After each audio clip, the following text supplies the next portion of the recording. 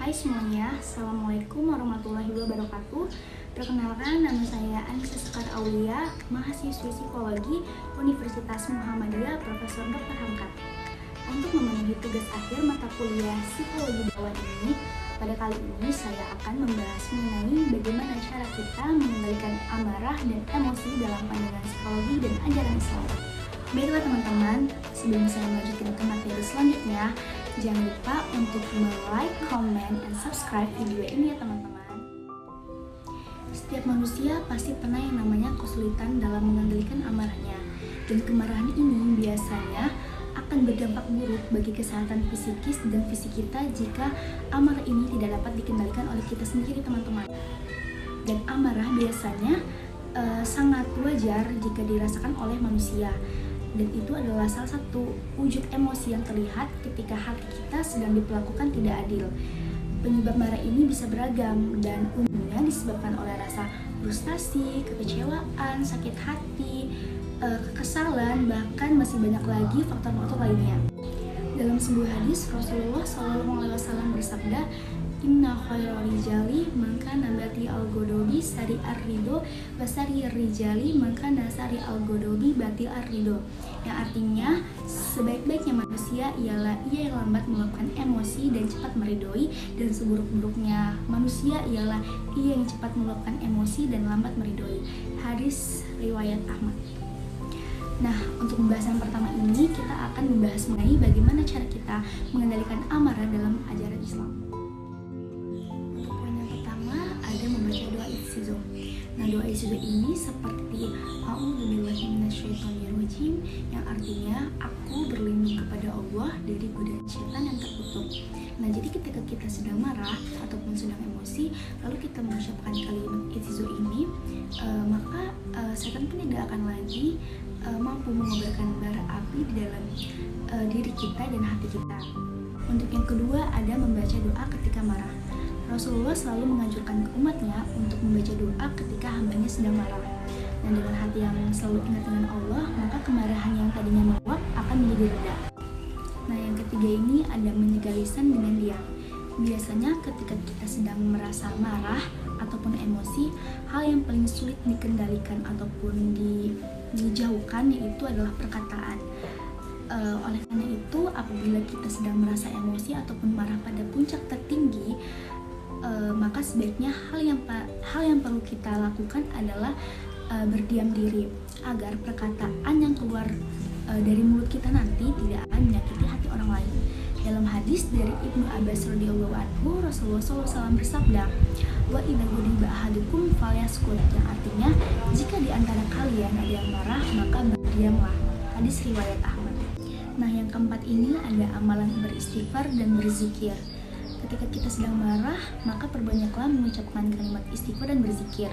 Karena dengan amalan ini, kita akan mendapatkan ketenangan hati dan pikiran. Dan dengan hati tenang inilah kita dapat mengendalikan emosi dan amarah kita secara baik. Dan bukan hanya itu saja teman-teman, kita pun akan mendapatkan pahala dari kita mengucapkan kalimat istighfar dan berzikir ini. Selanjutnya yang kelima yaitu ada berwudu. Nah, dengan berwudu ini kita bisa menerapkan pada saat kita sedang marah. Dalam sebuah hadis dari Urwa As-Sa'di radhiyallahu anhu, yang artinya sesungguhnya marah itu adalah bagian dari setan, dan setan diciptakan dari api, dan api bisa dipadamkan dengan air. Apabila kalian marah, hendaklah berwudu. Hadis riwayat Ahmad dan Abu Daud. Untuk cara yang terakhir yaitu dengan cara memaafkan. Ketika kita sedang marah dengan seorang karena dikecewakan dan disakiti, hal yang paling ampuh untuk mengurangi rasa marah tersebut yaitu dengan belajar memaafkan kesalahan orang lain. Dalam Al-Quran, Allah berfirman, dan bagi orang-orang yang menjauhi dosa-dosa besar dan perbuatan-perbuatan keji, dan apabila ia marah, ia memberi maaf. Surat Asy-Syura ayat 37. Pembahasan yang kedua, kita membahas bagaimana cara mengendalikan amarah ataupun emosi menurut pandangan psikologi. Menurut Gorst dan Hoeria pada tahun 2014, ketidakmampuan untuk mengatur emosi adalah akar terhindar dari gangguan psikologis seperti depresi dan gangguan kepribadian lain. Jadi sebenarnya emosi ini adalah peranan penting bagi seseorang dalam kehidupannya, sehingga kita perlu untuk menahan emosi agar tidak meluap atau meledak dan tidak mengakibatkan keburukan pada kedepannya nanti. Nah, berikut ini ada beberapa tips untuk menahan emosi yang bisa kamu lakukan. Untuk poin yang pertama, terdapat cara untuk mencoba terdiam. Nah, mencoba diam ini sudah kita bahas ya teman-teman di sesi pertama tadi, yaitu di pandangan Islam bahwasanya memang kita perlu berdiam diri pada saat emosi ataupun amarah kita terdapat pada tingkatan tertinggi. Nah, di sini menurut tokoh Thomas Jefferson, dia mengemukakan bahwasanya saat marah kita hitung angka 1 sampai 10. Nah, sesaat sebelum berbicara. Namun jika dirasa sudah terlalu marah, maka hitunglah mulai dari 100.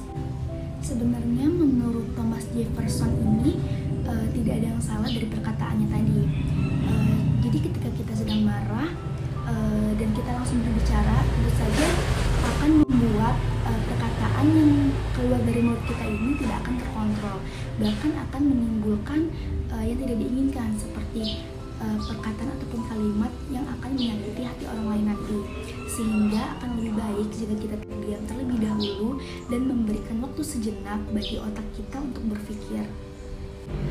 Untuk poin yang kedua, yaitu cobalah untuk tersenyum.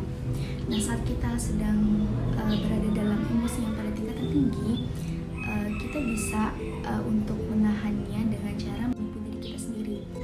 Yang dimaksud dengan cara menipu diri sendiri ini adalah kita mencoba tersenyum pada saat emosi kita sedang meluap. Nah, hal ini tentu saja akan merubah dan berpengaruh pada emosi kita.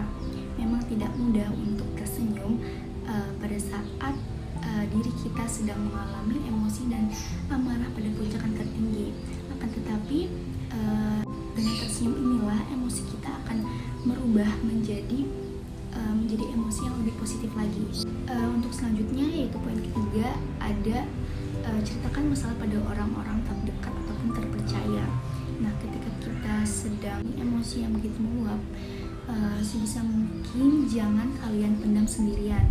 Nah, kalian bisa nih mencoba untuk menceritakan hal tersebut kepada orang-orang terdekat, seperti orang tua, keluarga, sahabat, ataupun teman-teman yang mungkin kalian dapat percaya untuk menjaga rahasia. Meskipun mereka tidak dapat memberikan solusi yang tepat bagi kalian, tapi setidaknya kalian akan merasa lebih lega, lebih ringan ketika kalian menceritakan masalah ini kepada orang-orang terdekat kalian. Bahkan jika perlu, kalian bisa datang ataupun konsultasi kepada psikiater agar kalian mendapatkan solusi yang tepat ataupun terapi dari sisi yang lebih profesional kembali. Untuk poin yang keempat, yaitu ada introspeksi diri. Nah, cobalah kalian untuk mengintrospeksi diri kalian. Apakah di sini permasalahannya, apakah kalian benar salah ataupun memang ada kesalahpahaman antara kamu dengan orang lain. Nah, dan jangan takut juga untuk mengakui kesalahan pada diri kalian. Jika kalian salah, ya kalian harus mengakui itu. Dan jangan biarkan harga diri kalian membuat proses introspeksi menjadi terhalang. Nah, yang mana membuat emosi semakin lebih tinggi lagi. Nah, untuk yang kelima, yaitu memaafkan dan melupakan. Nah, memaafkan ini sudah kita singgung di pembahasan awal, yaitu dalam pandangan Islam, bahwasanya memang kita perlu untuk memaafkan kesalahan orang lain agar amarah yang kita rasakan ini segera mereda. Dan di sini cobalah untuk belajar memaafkan dan melupakan segala masalah yang pernah terjadi sebelumnya. Nah, mungkin cara ini cukup efektif untuk menahan emosi kita. Baiklah teman-teman, mungkin hanya ini yang bisa saya sampaikan.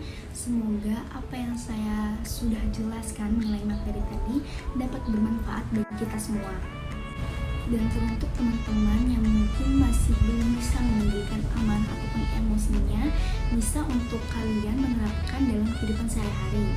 Baiklah, mungkin cukup sekian dari saya. Kurang lebihnya mohon maaf. Saya Anissa Sekar Aulia pamit undur diri. Wassalamualaikum warahmatullahi wabarakatuh.